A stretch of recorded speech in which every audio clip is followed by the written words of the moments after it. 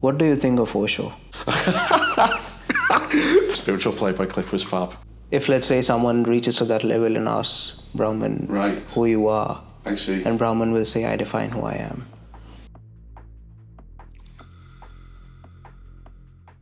Hi everyone, back to another episode of Jay Thakkar Show. Today again we have Gary with us, expert in Indian philosophy. So we'll be talking about Advaita Vedanta, interesting part of Indian philosophy. But a very interesting thing on this conversation is we are also going to talk about some Indian spiritual gurus like Osho, Sadhguru, Premanand Maharaj, Amma or Mata Amritanandamayi Devi, and we'll sort of know how modern Indian spiritual gurus sort of take Advaita Vedanta forward, or are they really pushing forward the real essence of Advaita Vedanta? Yeah. So thank you so much for doing this. No, thank you for having me. It's good fun for me. I enjoy it. So, just tell us what is Advaita Vedanta, and how it is different from other Indian philosophical systems. Okay. So the first thing to say about Advaita is it's a monistic philosophy, so non-dual. The name is pretty much non-dual, non-two. Dvaita, two, non, not two. In distinction to other Vedanta schools like Dvaita, which is dualistic, and Vishishtadvaita, which is kind of non-dualistic. Major proponent of it is probably Shankara, very famous thinker, and I mean it's very popular, isn't it? Yeah. And super influential. Not just in India, I think. Advaita has a lot of cognates across the rest of the world, which is very interesting. Yeah. So I would say big difference from something like Buddhism is Shankara would assert the soul in a very specific way. Buddhists generally taken to deny the existence of the soul or the Atman. Shankara is going to say, because everything is non-dual, there's no distinction, there's only one type of substance, that is the Brahman. Your Atman is identical, fully identical with the Brahman, and anything that suggests the contrary is illusory. I don't like that word for it. Concealing, I think, is a nice word, but yeah, that's the basis. And do all these texts, because I haven't read a lot of religious texts outside the Indian context. So from what I've read in few texts in Indian context, it's more of the way they are written or the way they are spoken is more authoritative. It's more of you should do this. This is the realities. It's more of they are telling you authoritatively as if they are, whatever they say is truth. And you're also going in Christian religion and studying that. So do you find the same kind of most of religious texts being more authoritative, or is it more of an Indian style of... That's a great question. I think, actually, yeah, I would say that most religious texts or most religious commentators want to assert this kind of authority. And the reason for that, I think, is really simple. Because they want you to listen to them. They think what they're saying is true. Or, you might say they have experience that what they're saying is true. So why wouldn't you believe them? This is the way things are. If you want to realise this, then you should do this. Shankara is very good at that. He disregarded millennia, really, of Vedic ritualism. Get rid of that. We don't need this. We don't need to do rituals to ensure the existence of the universe. What we need to be doing instead is looking inwardly, and we need a bit of education so that we realise what we really are. Everything in the world that we think exists is a misapprehension, and it's an extension of a misapprehension of ourselves, which sounds quite a lot, because it is. Existence of other objects, existence of other people, Shankara and Advaita are going to say, well, these are misapprehensions. Ultimately, everything is just Brahman, and the idea that there's individuals that are distinct is false. So if you can imagine, if you have that insight and you believe that's true, then I guess you are going to be pretty forthright about telling people that they're thinking in the wrong way. And Shankara was not scared to be forthright. and is it true that Shankara is sort of the founder of Advaita Vedanta, or is he the one who sort of the first biggest player in it? I would say he was the one who sort of codified it, Okay. essentially the best. So before Shankara, we had Gaudapada, who in most regards is very similar to Shankara. But what we have written by Gaudapada is kind of a lot more disparate. He doesn't centralise it, he doesn't give a whole system, he just gives us little bits. At the same time, we have with Shankara, we have Mishra, who is doing similar work. So also an Advaitin, broadly thinking the same as Shankara. But what we had with Shankara really was, he was a great synthesizer, and he took these ideas and he codified them into a cohesive, single, unitary sort of system. And nobody that we know of had done that before. So his great contribution was taking these ideas from people like Gaudapada, from contemporaries like Mishra, and sort of putting them into one big system, applying them to things like the Brahma Sutras, and also the Bhagavad Gita, which he wrote a commentary to. And that's where we see, really, Advaita become a philosophical system properly, rather than just disparate collections of philosophical ideas. So he was more of giving a proper structure to it. Yeah. He did make other contributions, of course, but I think his big crowning achievement was bringing all of these ideas together and making them into a coherent system. So, like, when Advaita talks about Brahman, sort of the supreme consciousness, how do one understand it? Huge question. Okay, there is a real part of this tradition that says that you can't understand it. Ultimately, you just experience it. Yeah. And again, this is hard to get your head around. So, because the Brahman is ultimately ineffable, we can't say anything true about it. It's beyond all characterizations. It's so radically different to what we experience in a day-to-day conventional life in the what the Advaitas call Jagat, the material world. It's hard to make any sort of predicates of it. Nevertheless, if we want to push forth a philosophical system of any use, we need to be able to talk about this thing. So what we usually find is Advaitins will talk about the Brahman in laudatory terms. So it's the creative principle, it's the lord of everything, it's the unmoved mover, it's the undoing doer, and all these kind of seemingly contradictory terms. And what Shankara in particular really liked to do was going on it with the Neti approach. So Neti, not this, not that. In the West we call it apophaticism or negative theology. There's a tradition of it that goes back a long way. Dionysius, the Areopagite, Meister Eckhart, people like this. Shankara loved that. So what he would do is, rather than say what the Brahman is, he would tell us what it is not. And the idea behind all this kind of negative theology, behind the Neti approach, is that if we can genuinely understand what something is not, then it can steer us mystically towards what it is. And we eventually realise what it is rather than being told what it is. So it's a complicated answer, really, because we need to talk about this thing, but the starting position, the default position, is that ultimately it can't be talked about. It's also sort of, because it is interesting in a way that it's sort of, it's a newer learning approach. It's more of, it's a different approach than what usually anyone would take. But it's also sort of an approach which shatters confidence, because you finally sort of think, okay, if I have thought of 10 things and it is a no, then maybe this is the 11th thing, which is a yes.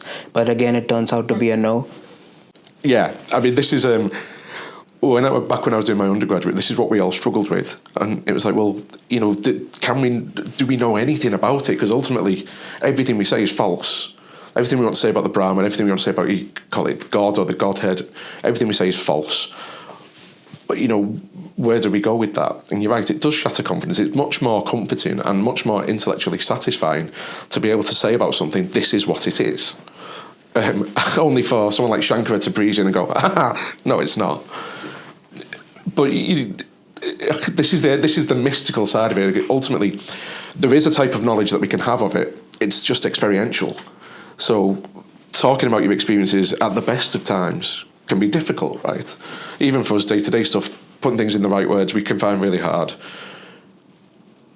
And Advaita is going to say, this thing is so radically different, and when we experience it, so mind-blowingly opposite to anything we've ever experienced before, that we can't really put it into words. We just need to experience it.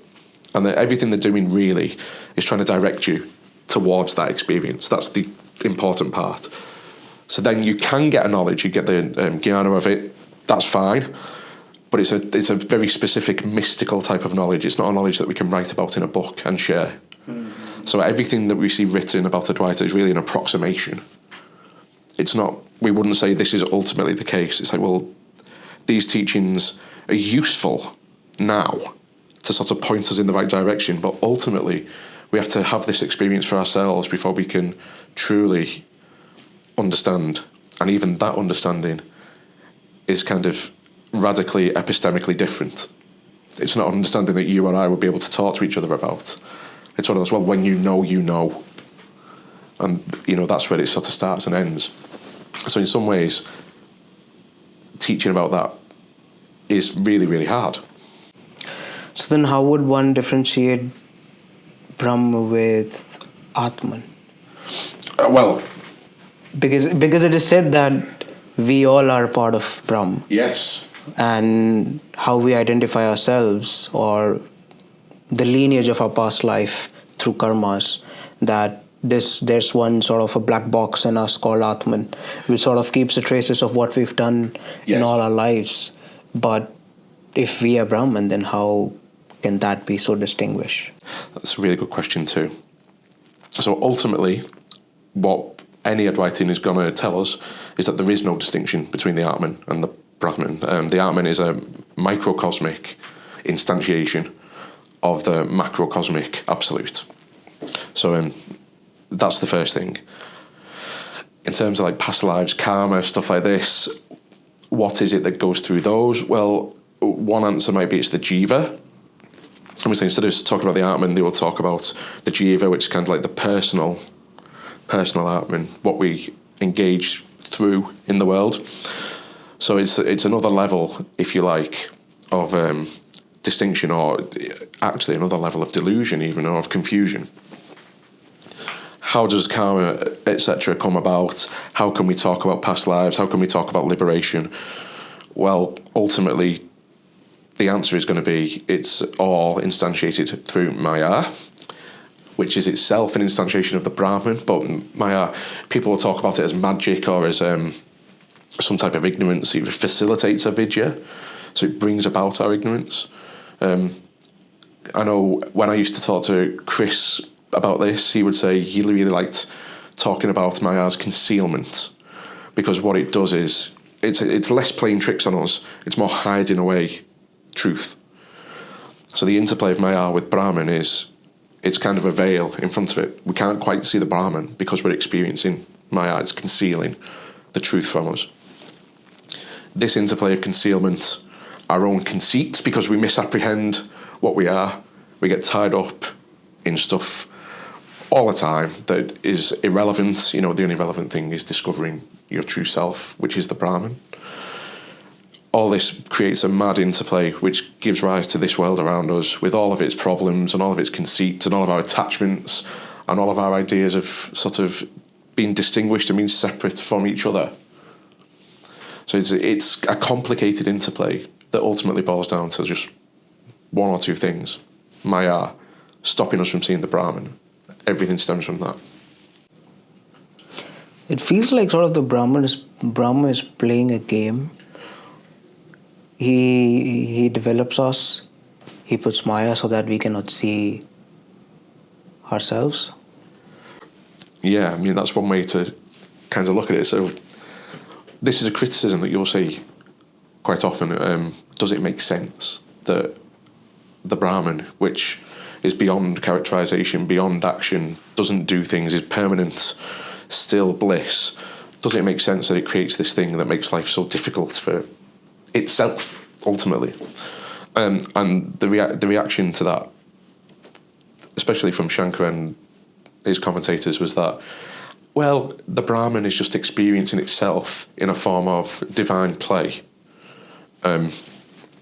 Leela, and that's why it's experiencing itself, and this confusion arises out of it. So the confusion is real, because the Brahman is real, so anything that comes from the Brahman is on some level real. We're just confused about exactly how real it is, yeah? Whether people find that philosophically satisfying is quite another thing. One of the things that I struggled with, particularly during my doctoral research, when I was reading a lot of Advaita material, was figuring out why this entity or this substrate that all the commentators say doesn't act, doesn't think, doesn't feel, it's just pure consciousness experiencing consciousness. Well, what does it mean for that to play? Can we make sense of that? Because I think to play sort of assumes a motivation. And if this thing can't have motivations, why would it play? So I guess one way to put around that would be it's metaphorical, but I think that still doesn't really explain the interaction to a satisfying level. And that's one problem with trying to make sense of what is ultimately a mystical principle with a philosophical system. I don't think you're ever going to get a total answer to every little thing. Some people don't mind that. Other people get really hung up on it. Especially Anglophone philosophers who are really concerned with characterising things and finding the truth of what is reality. They aren't going to like that. Whereas a lot of Advaitins kind of just accept it. It's less of an issue. It's kind of a side issue. It is what it is. Yeah, basically. Do we need to explain it? Well, not really. Why do we need to explain that? We can see the rest of it. We can do this work ourselves, realise what the Brahman is, realise what we are. And these questions then are just pointless metaphysical speculations that don't really have any import. The other side to that is, well, they do have some import because people are talking about them in religious texts and they're trying to explain the way the world is through these interactions. And then to some level it seems that these interactions can't be explained or that the explanations come up short. And I think actually there is probably something there worth answering, if possible, from Advaitin thinkers better than I. Yeah, I mean, when you were telling this, I went on a different tangent of thought, but it's sort of like how people is reacting, in the sense that because I come from a physics background, we have this theory called Big Bang theory, where everything came out of nowhere, of a singularity, and it blasts out. Now the universe is expanding, but after a certain expansion, it will start coming together. It will crumble down and turn into a singularity. So it's almost like Brahman putting out the world and life, making reality, and then sucking it back again. That's certainly one way to look at it, and I have seen that point pushed before. I think as you want to be able to sort of situate this type of spirituality within the laws of science and within our current understanding of the physical universe.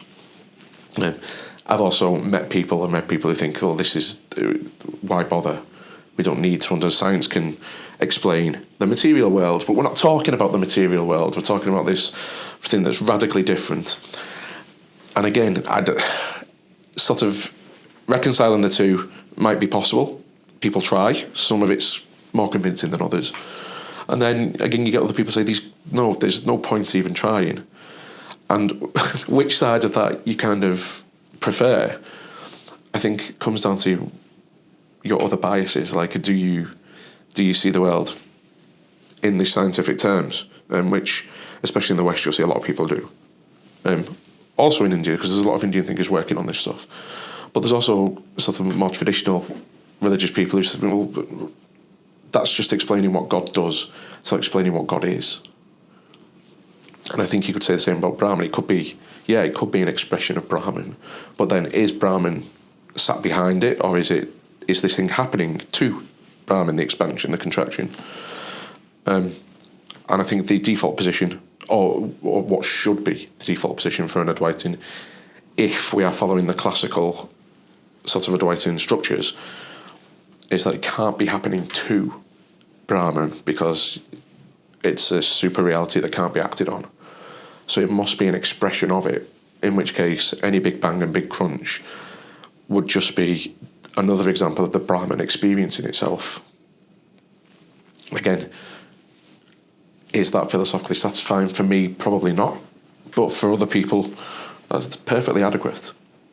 Will Advaitians say this, that Brahman will say, I define who I am? Oh, that's a big question. Actually, I'll answer it in a very straightforward way.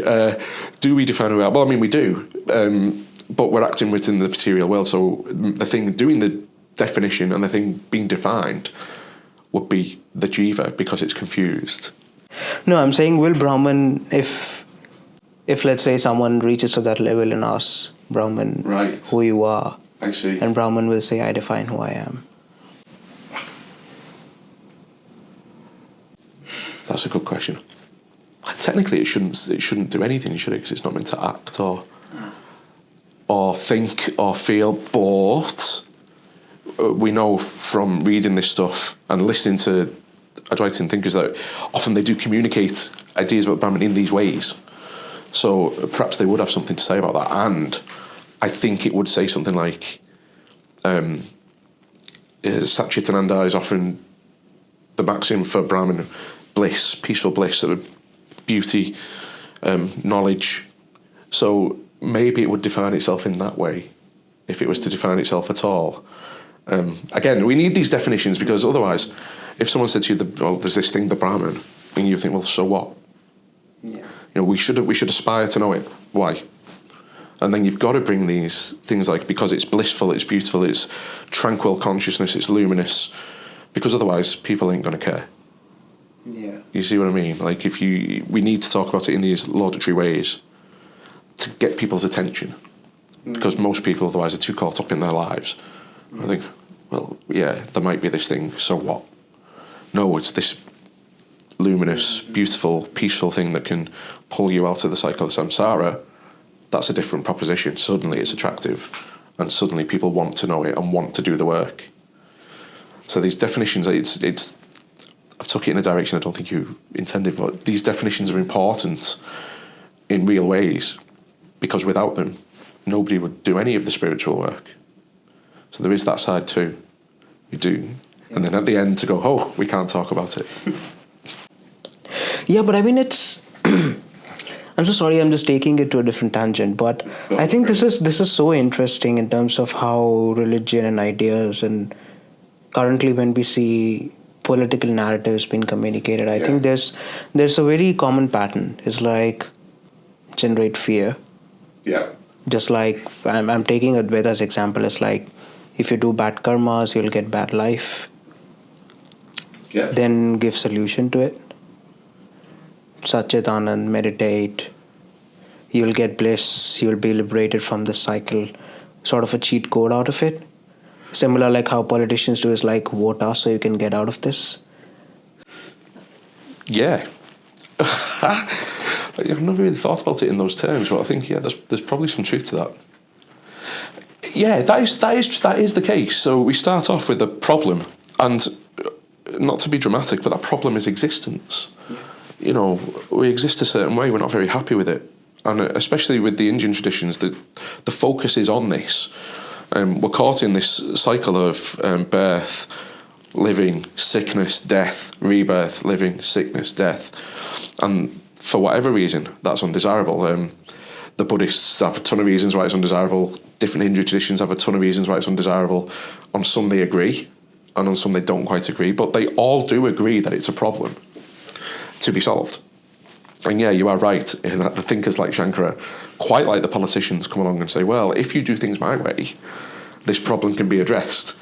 If you do it their way, the problem is going to get worse. And I think, yeah, especially when you read what Shankara wrote, that is definitely what he thought about other religious traditions, even other Hindu traditions. He thought, this is wacky, like, you're making things worse. And he would tell people, don't listen to them. They're going to keep you trapped. The Buddhists, they're nihilists. Don't listen to them. Listen to me. So yeah, in that sense, I think you're probably right. It's very political. I think modern day politicians should learn from him. Well, yeah, I mean, can you imagine if the next time we had an election, they promised to liberate us from our suffering, like in totality, not just make things a little bit easier, but yes, you will not have no suffering no more. Wonderful. Yeah. People would get behind that, I think. No need to rush to make money. Oh, imagine. Because I think the modern day philosophy, if it turns out that way, it might go towards the new definition of liberation. Maybe after 100 years will be liberation from not earning money. Maybe financial freedom will be a new liberation. Yeah, and certainly in political terms, that's something worth talking about. And it's not a very popular opinion at the moment. There's a very materialistic kind of pursuit of wealth mindset, which I understand. It's the way the world's set up. But the fact look, capitalism has done a lot of good in the world. Living standards are crazy across much of the world. Not all of it. Medicine is crazy. Life expectancy now in most of the world is crazy. So I'm not going to sort of sit here and be like, not acknowledge that capitalism has done some good for society. It has. But it brings with it new forms of harm, which I think we all know about. And, sort of like industrial war complexes, we're seeing that played out now all over the world still. Access to healthcare is great in some places, it's terrible elsewhere. People are still living in poverty, people are still suffering in these rudimentary ways, the way they've been suffering for thousands of years. So, is it the be-all, end-all? No. Would it be desirable if people didn't have to sort of pay for everything and could somehow all achieve a good standard of living without it? Well, I think, yeah, the obvious answer is yeah. Whether that's achievable or not is a different question. What will Advaita say on this? I think Advaita will be more of anti-capitalism. Yes, anti-everything. The original movements, the Shramanas, were all world renouncers. They renounced in the end being a householder even, so they would leave their wives and kids and go off into the forest to meditate and realise their true selves. I think they'll be favourite of environmentalists. Yes. No need to build houses, just go to forests. Yeah, and I think that there are still people living like this who are quite happy to live like this. It's perfectly achievable, and not to preempt, we're going to talk about further down, but I think actually this is an aspect of world renunciation that people often kind of forget about. So I've talked elsewhere, I'm written elsewhere about how one criticism, and it's a fair criticism, of a lot of meditative renouncing traditions, renunciants, is that it encourages self-indulgence at the expense of social welfare. And the idea is that you're going to be less concerned with the social good because you're more concerned with pursuing individual freedom through realisation of the self or realisation of not self if you're a Buddhist, things like this. And I think actually, historically, that's been fair. Monks have sided with oppressive regimes because it suits them. They get left alone. It still happens. We see it still in places like Thailand and Burma. There's still awful people, religious leaders, Buddhist monks, who endorse horrible things because at least they get left alone. Persecute them, leave me alone. Fine. But I think actually what we see now with a lot of modern thinkers is the recognition that in order to be able to do the work on yourself, for us all to be able to do the work on ourselves, which would be the dream, the liberation of everybody, there needs to be this sort of social setting to do it. So if you're in the middle of a famine or a drought or a war, are you going to spend your time meditating and thinking about the Brahman? Well, no, you're not, because you've got other priorities.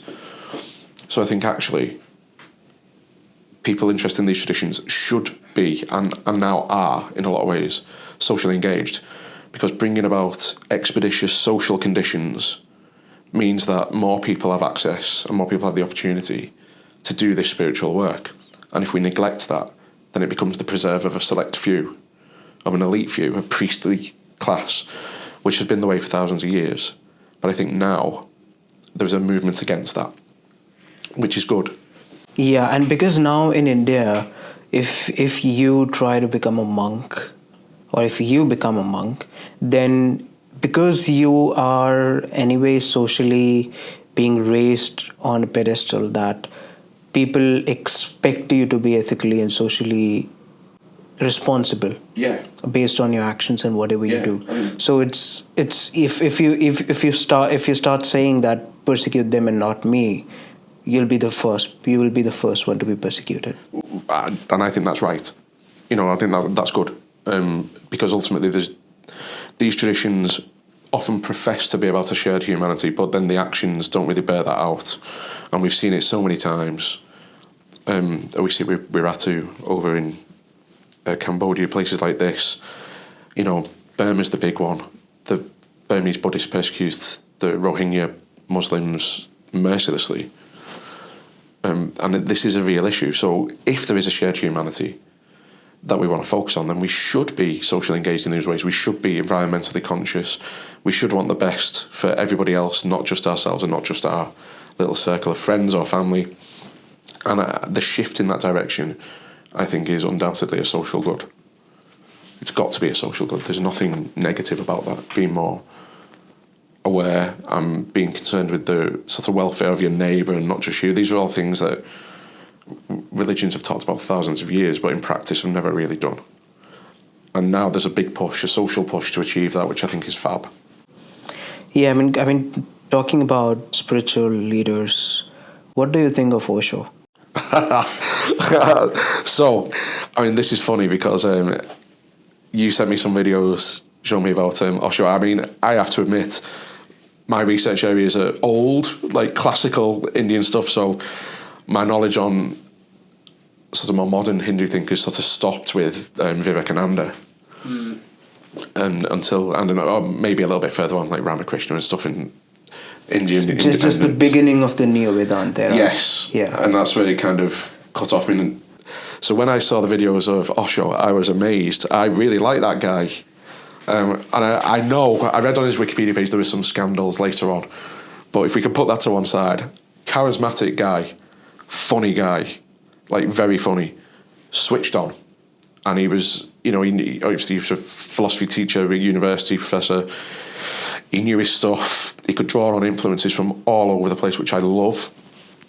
And what I really appreciate the most about him was he's very engaging and he could talk to people in normal terms.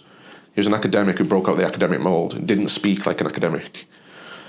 And I really enjoyed that he can pull these influences and talk about, why being a moral saint is a bad thing, actually. He doesn't want to be with the saints, he'd rather be with the sinners, because the proper people, colourful people is what he kept saying. Colourful and juicy is what he said, I think, in that video.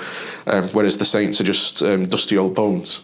And I like that idea because his outlook is very all-encompassing then. He wants society to share in what he says he's achieved, and it's hard to argue when you look at how he talks and how he acts with the equanimity, and the groundedness. And I think he did see the world differently to a lot of people. And he wants everybody to be able to do that. I thought that was fantastic, actually. Do you think he stands on his word when he say he's a spiritual playboy? Spiritual playboy clip was fab. Yeah, actually, because I think he walked the walk as well as just talking about it. And what I enjoyed a lot about that thing was, he was like, why don't we drink? Why don't we have sex? Holy men don't do these things. Why? They're not experiencing the world. They're not making connections with other people. They are, in fact, cutting them off. And that was the whole point. In the classical traditions, that was the point, to cut these ties. But I think the point that Osho was making there is, if we want to really if we want our spirituality to be useful and to mean anything, then we need to have these connections with everybody else, and taking ourselves away isn't enough. It's selfish. But what we can do is we can act with responsibility.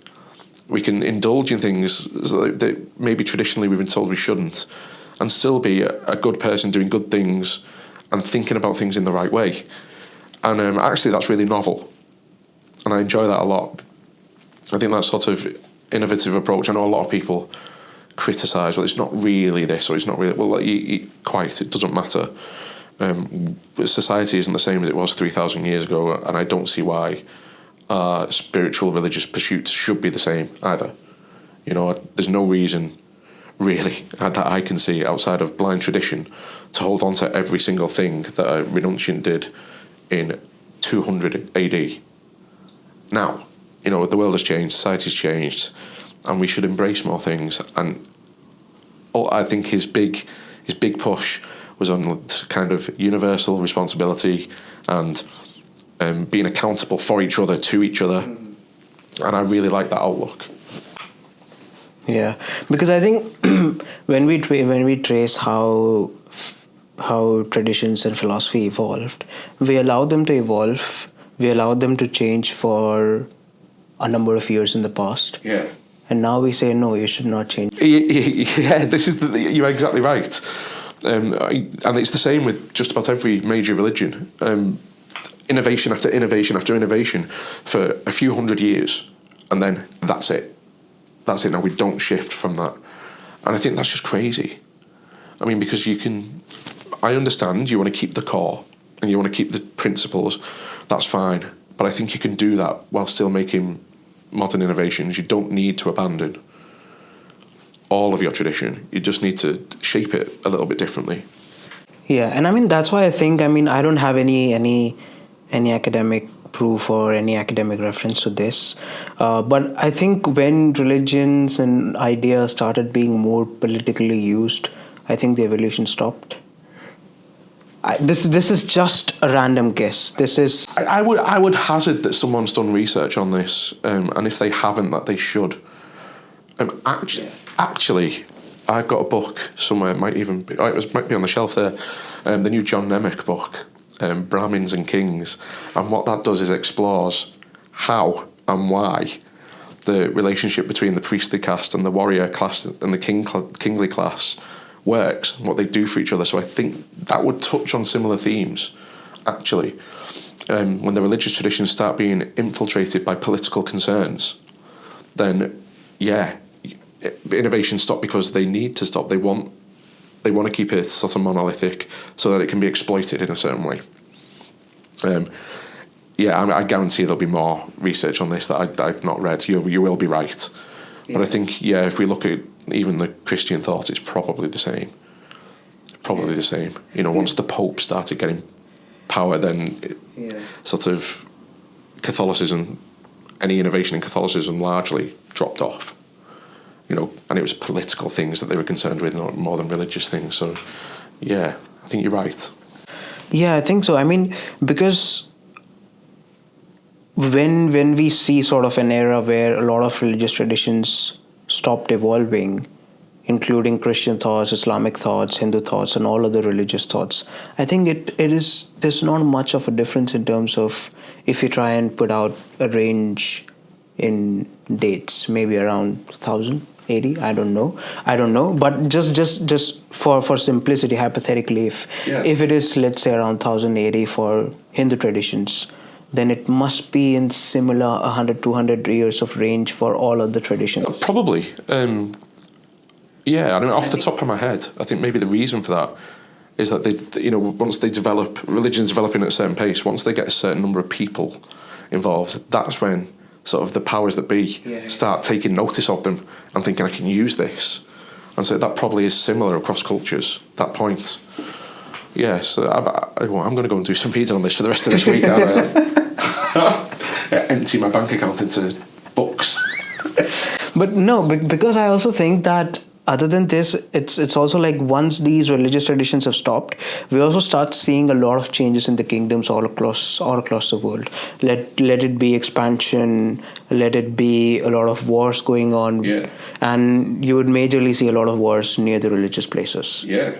When the religion stops evolving, you see a lot of places wars around those areas. Either you see big kingdoms breaking down into small, other kingdoms invading, and I think once that sort of happens, it's hard to sort of have a peaceful society to restart your thinking. It's interesting that, and you see a change in the theological structure as well, because you suddenly get thinkers who what they previously disavowed, violence, killing, they suddenly find loopholes for, because it suits the rulers who are funding them. And even in Buddhism we see this. There are Buddhist texts which people think that Buddhism forever has been peaceful. No, because it's in a society, and society is violent. And we see some Buddhist thinkers, even some stuff attributed to some quite famous thinkers like Sankara, who justify killing, justify war based on who the person being killed is. So there's one passage, so I can't remember the exact place, but I've taught on this before, and I can find it if people are interested, where it was written that killing a non-Buddhist is just the same as like killing an ant, whereas killing a Buddhist is a sort of irredeemable offence. So the lives of non-Buddhists are not worth anything at all. And that doesn't fit with the public consciousness at all. Like, that's not what anyone would think about Buddhist philosophy. Yet we see Buddhist philosophers arguing for this. Why are they arguing for that? Well, the realistic thing to say is because they're being patronised by a king who's got certain political interests, and he's got a body of people, a population who he wants to go and fight, who are saying, actually, the monks say that we can't do that. Well, we can find a loophole. So we can do that. And it won't affect our karma, and we will have a good rebirth, because you know what, killing those guys is doing them a favour, because they don't even believe in this stuff anyway. And this is the sort of, we see that across, it's not just Buddhism, we see that in every religion. So there is something to that. Once it's infiltrated by power and politic, it changes, and not for the better a lot of the time. Yeah, because the same thing, like in a lot of Hindu traditions, it's said that killing is wrong. But in Bhagavad Gita, you say dharmo rakshati rakshitaha. You need to fight to save the dharma. That's right. Even if you don't want to do it, protecting the dharma. Yeah, that's what Krishna was telling to Arjun, that even if they have family, you need to kill to save the dharma. And I mean, and the interesting thing in the Gita as well is that the dharma of war, like not his striking on the inside of the legs and things like this, Krishna encouraged those smaller dharmic laws to be broken in order to protect the bigger picture. And that was an innovation that we hadn't really seen before that was written. So there's lots of things go on like that, and what were previously just dharmic law, now we can put them in a hierarchy. And actually we can break that little one if it protects that big one. And it's the start of a slippery slope in a lot of ways. But it's a good example. It's a really good example. Yeah, because when they say that Kauravas were evil, for lack of a better word, even Pandavas were not that good, because they allowed their wife to be stripped, to get stripped in front of people. That's right. I actually think one of the big things when I read it was I didn't feel a great affinity to any of them.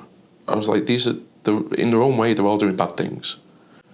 Yeah, I mean, if you're really that religious, why would you fight for the land? Why would you fight for the power, for the kingdom? This hooks back to what we were saying before about like the original, old-fashioned initial things being sort of like, well, we can focus on ourselves, we don't get involved with that.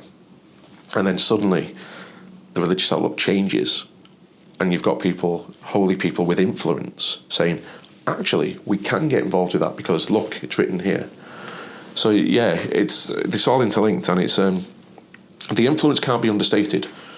Or you know yourself how influential the Bhagavad Gita still is, and people take this stuff super, super seriously and have done for, a couple of thousand years. Yeah. So the fact that this is written in this way, and it seems to be at odds with what's come prior, isn't coincidence. And we should ask questions about that. Why is that the case? And it is, I think, largely because of what you're saying, because of empire and politic. Yeah, because I got this Bhagavad Gita from when I passed out from my school, and I still have it. I still carry it along with me wherever I go. Yeah. Even though I'm asking questions, but it's not that. There's this thing with a lot of religiously identified people that if you say something bad about any books, then you are anti of our religion. Oh yeah, that's not the case. If you see me, I say this about what the things written in Bhagavad Gita, but I still carry it. I still keep it with respect wherever I keep it. I think it's perfectly possible. I think it should be a duty to be critical of your own traditions equally as much as you are of others. And that is something that actually annoys me greatly when you're talking with religious people of any stripe, really. The same critical eye that they cast across others, it's relatively rare that they cast it across their own tradition, and I think there's a value to that. And of course, realising some changes or some potential issues in holy books doesn't mean that you're anti anything. It just means that you're thinking about it. Yeah, if let's say there are 10 religions in the world, you don't believe in 9, you are anyways 90% atheist. This is true. Yeah, and I don't know, it might have been someone like Ricky Gervais. I remember reading that. Well, I just believe in one fewer God than you do. To a Christian, you don't believe in the Norse gods, you don't believe in the Greek gods, you don't believe in the Hindu pantheon, so you believe in that guy, I don't. It's just one less. Yeah. And I think I take that, well, you should be, especially if you wanted to, especially academically, but also just for your day-to-day life. I think you need to be aware that it's not everything written in any given religious book is all rosy in the garden. There are some nasty things, and you should think about those. I'm not saying you have to abandon your religion, but you should think about this, and you should think about them a lot, actually, and have some sort of answer. You should reconcile it somehow in yourself, and if you can't reconcile it, then maybe that's a sign that you should look elsewhere. Yeah, sorry we went off track, but coming back to Indian spiritual gurus, what do you think about Sadhguru? I'm a bit more familiar with Sadhguru than I was with Osho, actually, mainly because I see him shared a lot in my social media feeds. A lot of what Sadhguru says sort of has a basis in the classical traditions, but again, there's a bit of innovation, there's a bit of mixing and matching, and I think actually some things he says, he kind of, while he's going in the same direction as some of the classical traditions, he takes the terminology and kind of twists it upside down, which interests me. So the one example I'm thinking of, and one that you asked me about, was about subjective experience. So if I'm understanding him right, I think I am, for Sadhguru, objective experience is the world around us. So in the same way that science would say the objective world. And subjective experience, like scientists would say, is our inner experience. And his focus then is on us getting to grips with our subjective experience, realising what we truly are, all the usual kind of stuff. What was interesting for me is that in something like classical Advaita, subjective experience is not getting to know who you really are. Subjective experience is the mistaken identity of who we really are. So while Sadhguru would say you need to focus on the subjective experience to really get to know your Atman, I think he would say something like that. Don't want to be putting words in his mouth. Classical Advaita would say, actually, subjective experience is our experience of the jiva and the way that we interact in the jagat world, the world outside of us that's kind of shrouded in mistakes and concealed. So we need to transcend that. Okay, and the interesting thing for me is I think actually they agree that whatever this is needs transcending. It's just that the use of subjective is being used in slightly different ways. So for Sadhguru, subjective experience is the thing that we need to focus on to reach the truth. And for Advaita, subjective experience is the thing we need to disregard to get to the truth. They both agree that there is a truth to be got to. It's just interesting how they flipped the terminology. I mean, I don't know for sure because I haven't done any digging. And if I could email him and ask him, I would do this. Maybe you can. Anyway, I think the reason why Sadhguru talks about subjective experience in the way that like a scientist would understand is because into current modern sensibilities, that makes more sense. So we're brought up knowing what objectivity is, what the objective world is, the world that we interact with, the stuff outside us. We know to be subjective means stuff that we feel.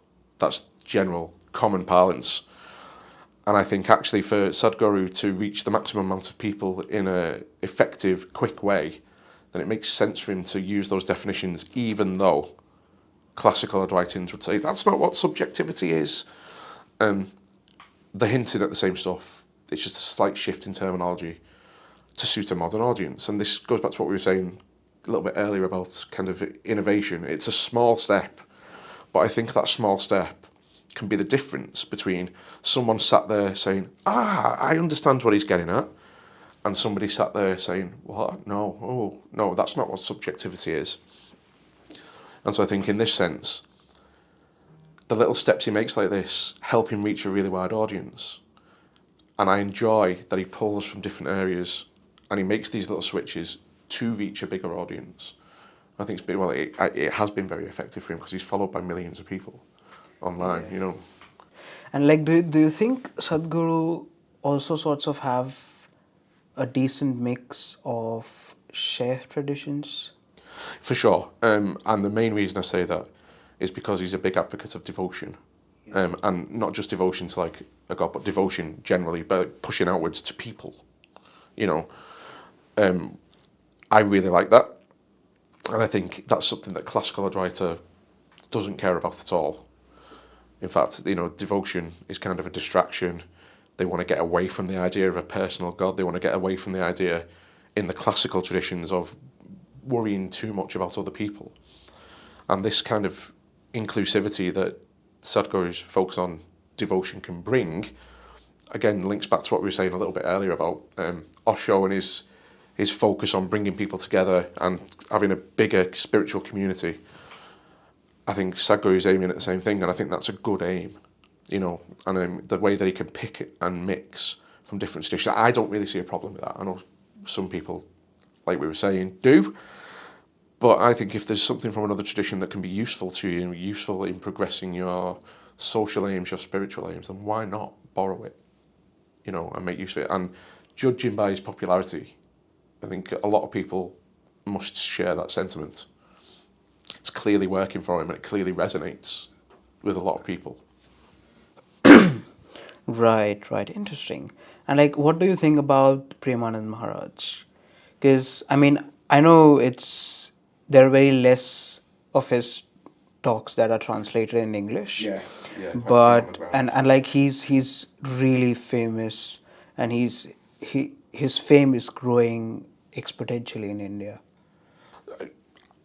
I can understand why. I think he's much more traditional. Yeah. Or at least that's the impression that I have from the limited things I've seen, you know, in English. He looks like we would expect a Hindu holy man 1,000 years ago to have looked, which is a cool thing. And you know, there's as you know, there's a strong push for tradition in a lot of Hindu spiritual movements at the moment. So I can see why people would be drawn to that.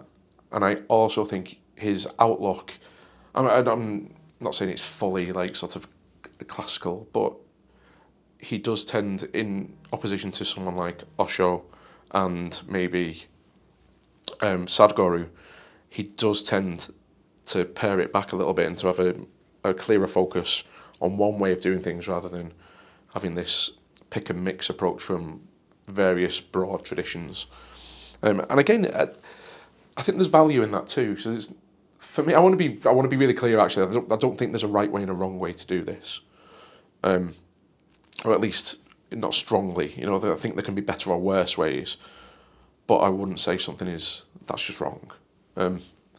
No, we can be right or wrong on matters of fact and about does the tradition say this? We can argue about that. Well, yes, they did or no, they didn't. Fine. But when it comes to making progress spiritually in the way that these guys want to, then I think actually that's per person. What works for a different person might not work for me. I can't tell them that it's wrong. So I think there's a value to having these guys who want to hold on to the traditional ways and propagate them. And actually, I like that as well because it's nice to have these traditions last in a sort of an unbroken lineage, and I think that's valuable. But I also like that there's other people who are a bit more cosmopolitan and can say, yeah, we see the value in like these 3 or 4 traditions, but if we pick this bit, this bit, this bit, and we can use them in these ways, they're not contradictory. They can help us achieve whatever the spiritual goal is, liberation, an enlightened mindset, or even just a better mindset is enough sometimes. So yeah, I have a respect for all of it, I would say, and I don't have a strong opinion either way on rightness or wrongness. I think there's useful bits from all of it, and I enjoy all of it. I think it's lovely that we have this plurality. Right. And also, like, talking about Premanand Maharaj's view, like, recently there was this video where there was a question asked to him to understand what he thinks about the LGBTQ community. Yeah. And that is not talked about in any of the traditions in India. Especially how to sort of mix them into the social fabric. Right. And he sort of gave a really liberal, for lack of a better word, a liberal answer. And also that's very in line with what he would usually advise to even a person who is not from that community. Right. He sort of said that if traditionally if a man would like a woman, they should sort of marry and have an agreement or acceptance from their parents from both ends. And he said that if you feel differently towards any gender, it's better to say to your parents regardless of they accept or not. Because if you like, for example, if I'm a man and if I like another man and if I'm being married to a woman, it is disgraceful of me to marry this woman because I will not do justice as a husband to her. 100%, yeah. And that's really interesting that a person that's who... an enlightened view. Yeah, and because if we assume that he's too traditional, it's unexpected to get an answer from a very traditional person. I take that point totally. I think about this. Actually, I think about this quite a lot. I haven't really written anything on it, but it's something. When you're teaching, this is something that gets brought up really often because young people now are so in touch with this stuff. They want to know how a tradition would deal with people like them, And I think actually it's good advice. I think so. It's better to live authentically, even if it causes some fallout, and it's better for two reasons. One, for the other person, because they know and they should know. They deserve to know. They deserve to have all of you, not just a part of you. And two, it's better for yourself. And I think from a philosophical viewpoint, it doesn't much matter what your gender identity is or what your sexuality is, because if everything comes from the Brahman, everybody is an instantiation of this Brahman anyway. And so these things ultimately shouldn't matter.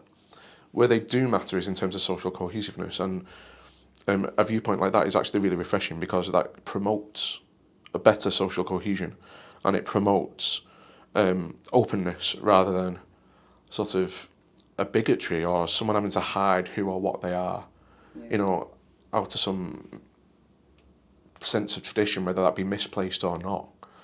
But I think if you take a lot of these philosophical systems to their logical conclusion, stuff like this is... I don't want to dismiss LGBTQ plus people by saying it's irrelevant, because their lives, they have, a lot of these people have hard lives, and socially we need to be better at it. And some places in the world are better than others, But from a purely philosophical point of view, if you are LGBTQ+, does it make a difference in terms of you following the Advaita process, in terms of you following the Advaita process, the Vishishta Advaita process? Does it matter to God? Probably not. And I think the philosophical systems basically support that, because ultimately how you are expressing is, it's not it's conventional, it's not an ultimate perspective. Everything that we express as, or that we display as, everything we do is irrelevant, because it's not a true account. We need to get behind that to discover the Atman, to discover the Brahman. Everything stems from the Brahman. Doesn't matter about this stuff, and so in this sense we are all equal. And I think sometimes that gets lost, which I think is a real shame.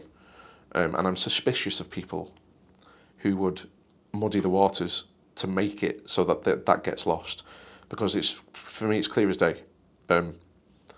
If we are all of a divine essence, that's it. There's no question about that. It's not for us to decide, well, actually, you would be a divine essence, but actually you're gay, so maybe not. I think that's absolutely nonsense. And it's the same in Buddhism, right? If there is no permanent enduring self, then it doesn't matter what you display as, or how you express yourself, or what your preferences are, what your sexuality is. It doesn't matter. Yeah, and I think that's actually a good learning for society, to see how humans are, or who humans are, is actually to just treat them as humans regardless of what do they identify, what their skin color is. Yes, and the fact that we're still having to say this stuff in 2025 is baffling. It's not hard. It's really not hard to just treat people humanely. Look, it doesn't matter what I think about anybody else, the same way what they think doesn't really matter to me. The people whose opinions I care about, it's a small group. And I don't understand why people think they're entitled to sort of voice these opinions. I don't like gay people, I don't like trans people. Well, that's fine. Shut up. It doesn't matter. Yeah. Just let people live their lives as far as possible. As long as things aren't impinging on your rights, who cares? And that's pretty much my take on the whole thing. And I think, actually, like I said, if you take these religious positions to their logical conclusions, especially traditions like Advaita, especially traditions in Buddhism like Madhyamaka, then I think it especially doesn't matter, because we're either designed or a manifestation of the divine principle, or there is no essential principle, in which case, why are we making these distinctions anyway, Yeah. So for me, I think it was a nice outlook to have. But for me, it's the outlook to have. It's the only sensible outlook to have, really, is to just live and let live.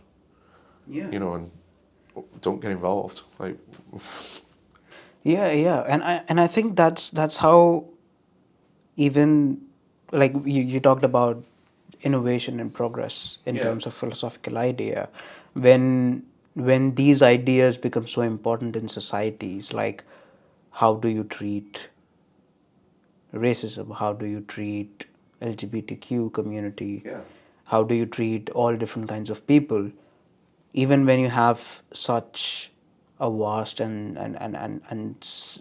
such an intelligent philosophical tradition going on for thousands of years.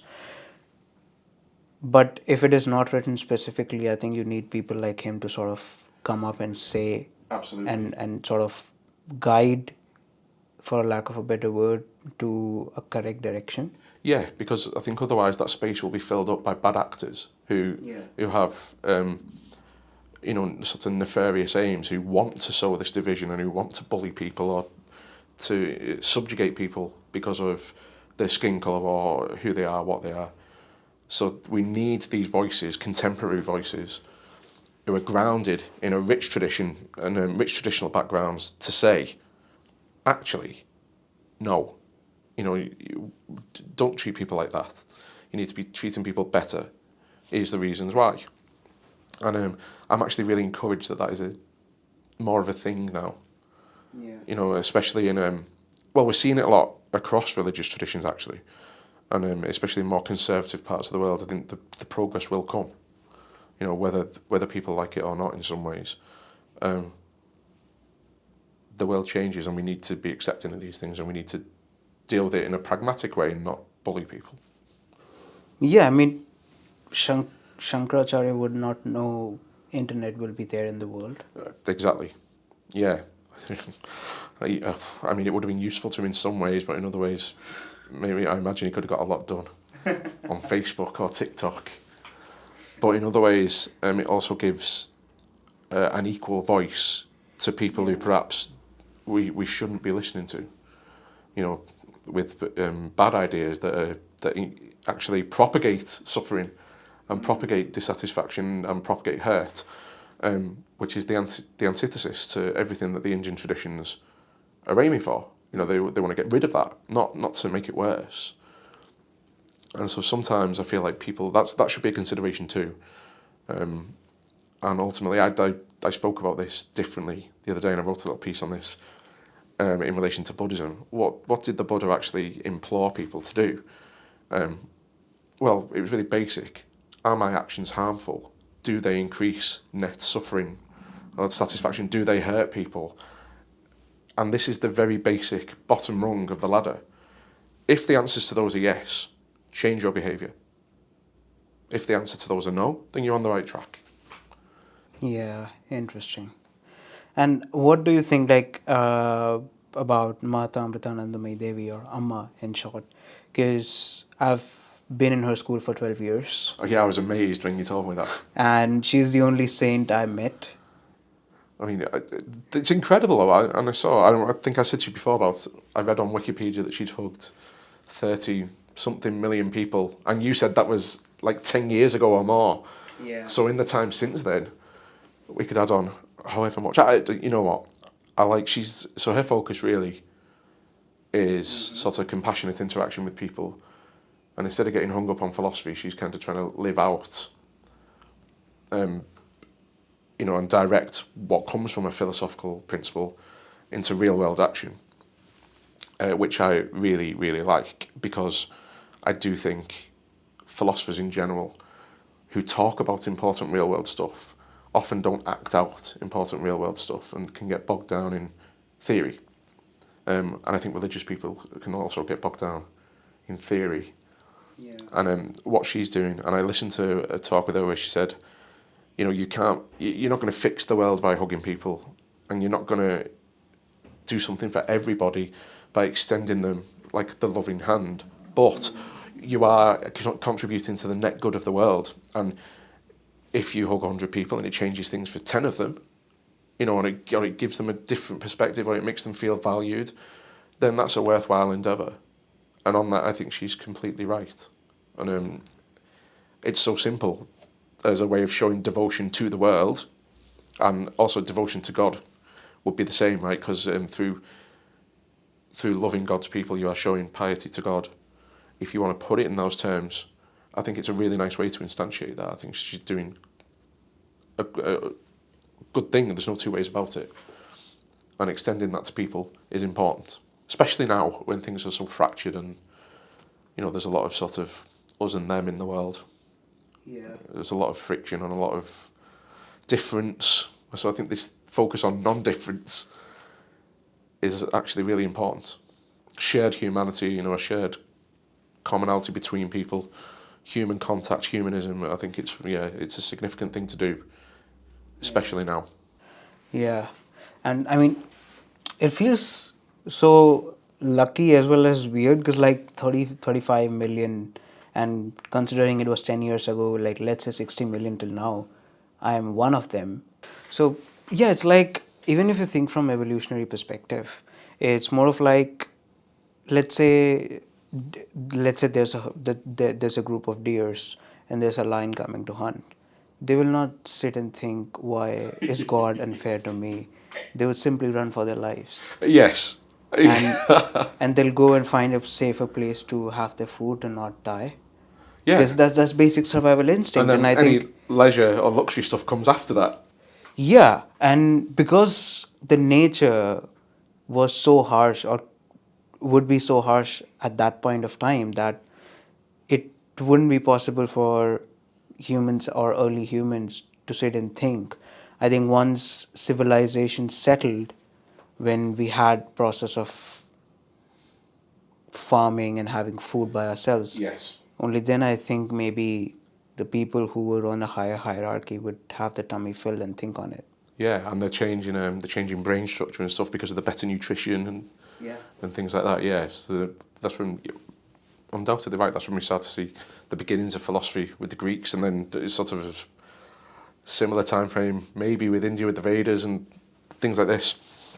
So yeah, I mean, I think for me it's common sense that the vast majority of people need to have the health looked after as best as possible, food in the stomach, a roof over the head, before they're going to do any major spiritual or philosophical or anything else kind of work. You know, if you don't have the basics, then that's going to be your focus, that's going to be the priority. And that just seems like the obvious to me, you know, and but I will say, for a long time, it didn't seem obvious to a lot of the renunciant traditions, who kind of put this crazy value on, you know, well, I've not ate for so long and I've sat in this position for 2 days, and, you know, the pain. I mean, yeah, but it's not just the Indian traditions, there's all over the place, you know, there's religious people doing these things themselves. Okay, it takes a very specific person, a tiny minority of people would be willing to do that. So for me, the more people involved in sort of religious things, it doesn't need to be religious thinking actually, any sort of philosophical endeavour, the more people doing it, the more likely we are to get closer to whatever truth is, whatever the best way of living is. And to do that, we need to look after people so that they actually have the time, ability, and means to, you know, get involved and to think about stuff and to test their ideas with other people and to do all these things that we place a value on. It just seems obvious to me. So it's really nice now that a lot of what were renunciant traditions have sort of pushed in that direction and want people to be able to eat and want the environment looked after and recognise that these are really crucial things if any of us are to get anything done collectively, instead of just one person maybe having an idea in a forest somewhere. It's a collective effort, and it should be. Yeah, thank you so much for doing this. Do you have any questions for me at the end? No, but I do want to say thank you for sending me those videos, and especially the Osho. I'm kind of obsessed with Osho now. I think, what a guy. Absolutely hilarious. I had a great time watching them videos. But yeah, I mean, I think this is great fun for me, and I'm very grateful that you come along and do it, so thank you. Thank you for doing it after having it once and then having the audio issue and doing it again. So Technical gremlins. No, honestly, this is great fun for me. I love it, so it's a pleasure. Yeah. I'm happy that I introduced you to Osho. Me too. It's enriched my life, and I'm not even being facetious. I've enjoyed it. Yeah. Do you have any books or suggestion for anyone who want to start learning about Indian philosophy or Advaita? I do. I have a little stack.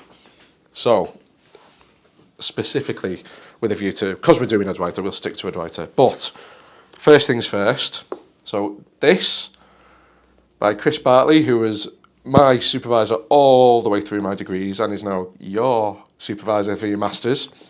A great book on all the basics of Indian philosophy, Hindu and Buddhist. Nothing about the Jaina systems, I don't think, but everything else is in there. Chris is fantastic. Lots of translations from Sanskrit as well, which is great. To learn about Advaita, okay, so for Vedanta specifically, it's all based on the Upanishads. There's loads of versions of this you can get. I've got other versions in the bookcase, and there's one by Ishwaran, which is nice, but it's kind of, he's took a lot of liberties with the translation. This version, Oxford Classic by Patrick Olivelle, is fab and accurate. Patrick Olivelle is a world-leading Sanskritist. He's fantastic, and it's a really nice read. You can get through it in a couple of days. Shankara's commentary to the Brahma Sutras. If you want to know what Advaita is in relation to the Hindu traditions that have come before, this is going to be the thing. This version is very nice because it's got the Sanskrit as well in Devanagari, so it's lovely. Very good. Shankara, you know, the Don of classical Advaita. This by Anantanand Ramachan, called The Advaita Worldview. When I was doing my undergraduate, this saved my life. It's only short, but it covers just about everything you could need to know about the basics of Advaita, its development, key concepts, fantastic. If you are like me and you want to know where Advaita is situated in relation to its Buddhist contemporaries, this by Richard King, Early Advaita and Buddhism. Fantastic book. Richard King, he's done loads of stuff on across the board, Buddhism and Hinduism. Loads of sources in there. Very nice arguments showing the similarities and the subtle differences between Advaita and Buddhism. Super interesting for me because my doctoral research was on that. It was on whether Kamaleswara Bhattacharya was right when he said that Madhyamaka Buddhism is just a recycled Advaita.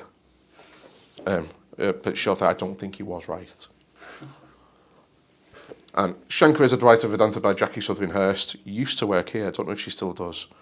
That's fantastic. And it's subtitled A Way of Teaching. And this really gets into the nitty-gritty of what Advaita is, what the aims are, and how it was taught. So how it might have been taught in the classical period and onwards. It's got just about everything you need to know. It's really developed. It's fantastic. And whilst not specifically Advaita, I want to go to this Nick Sutton book, The Study Guide of the Bhagavad Gita. So Shankara was obsessed with this book. So you can pull Advaitin principles out of it. This translation is really novel in that it's not arranged chronologically like the normal book. It's arranged by topic. So it's a study guide and combined translation. The translation's fantastic. The study guide's super helpful. And when I end up teaching this, I'm probably going to steal the layout. So I would really recommend Nick Sutton's books. He's done a few of these type of things, and they're all fantastic. And I think that's just about enough to be getting on with if you want to get to grips with Advaita. Yeah, that's lovely. Thank you so much, Gary. Not a problem. Thank you for having me.